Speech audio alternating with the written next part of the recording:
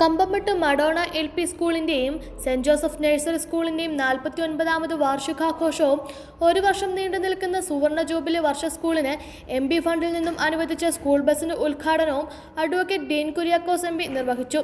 വലിയ പ്രോത്സാഹന വാക്കുകൾ ഓരോ കേന്ദ്രങ്ങളിൽ നിന്ന് ലഭിക്കുന്നു എന്നുള്ളത് ഈ അവസരത്തിൽ നമുക്കൊക്കെ ഒരു ജനപ്രതിനിധി എന്നുള്ള നിലയിൽ മുന്നോട്ട് പോകുമ്പോൾ ലഭിക്കുന്ന ആശ്വാസമാണ് എന്നുകൂടി സൂചിപ്പിച്ചുകൊണ്ട് മാനേജ്മെന്റും ഇവിടുത്തെ അധ്യാപകരും രക്ഷകർത്താക്കളും ഒക്കെ നൽകിയിട്ടുള്ള വലിയ പിന്തുണയ്ക്ക് കൂടി നന്ദി രേഖപ്പെടുത്തിക്കൊണ്ട് മഡോണ LP സ്കൂളിന്റെ ഈ വാർഷിക ദിനാഘോഷ ചടങ്ങ് ഔപചാരികമായി ഉദ്ഘാടനം ചെയ്തതായി അറിയിക്കുന്നു. എല്ലാവർക്കും ആശംസകൾ. നന്ദി. ജയ്.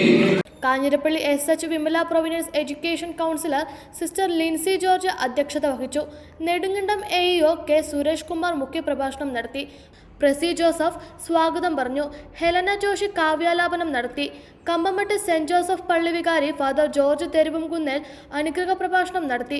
കരുണാപുരം പഞ്ചായത്ത് പ്രസിഡന്റ് ശോഭനാമ ഗോപിനാഥൻ, കുഴുത്തുള്ളു സെന്റ് സെബാസ്റ്റ്യൻ പള്ളി വികാരി ഫാദർ തോമസ് കപ്പ്യാങ്കൽ, കരുണാപുരം പഞ്ചായത്ത് അംഗങ്ങളായ Mathews Mattappally, Ancy Thomas, Vincy Vavachan, Mini Prince, Jaimon Neduveli, school leader Emmanuel Robertson, വിദ്യാർത്ഥി പ്രതിനിധി Delna Shaji, PTA president Robin Nelliyani തുടങ്ങിയവർ സംസാരിച്ചു.